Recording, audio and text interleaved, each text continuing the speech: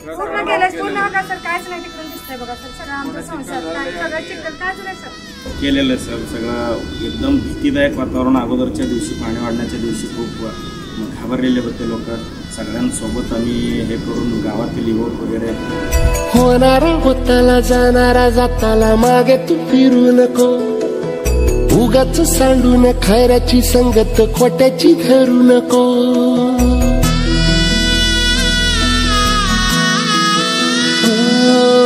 होणारा होताला जाणारा जाताला मागे तू फिरू नको उगाच सांडून खऱ्याची संगत खोट्याची धरू नको येईल दिवस तुझाही मानसा जिगर सोडू नको तुझ्या मेडिसिन ते सगळं आमच्या आरोग्य खाते सगळं आरोग्य खाते मेडिसिन सगळं द्यायला देवा काळजी रे माझ्या देवा काळजी रे देवा काळजी रे माझ्या देवा काळजी रे।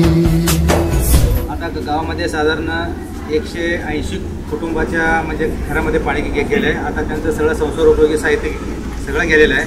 आता त्यांना बाहेर स्थलांतर केलं आहे। आता पाणी कमी झाल्यानंतर त्या लोकांना इकडं आणायचं आहे। आणल्यानंतर त्यांना धान्य जीवनावश्यक वस्तू आता आरोग्याचं वगैरे जरा प्रश्न येणार आहे। सगळ्यांनी सपोर्ट केले आणि ग्रामसुरक्षा दल एकदम सतर्क होतं आणि त्या पद्धतीनं आम्ही सगळ्या लोकांना सुरक्षित ठिकाणी आम्ही हलवलेलं आहे।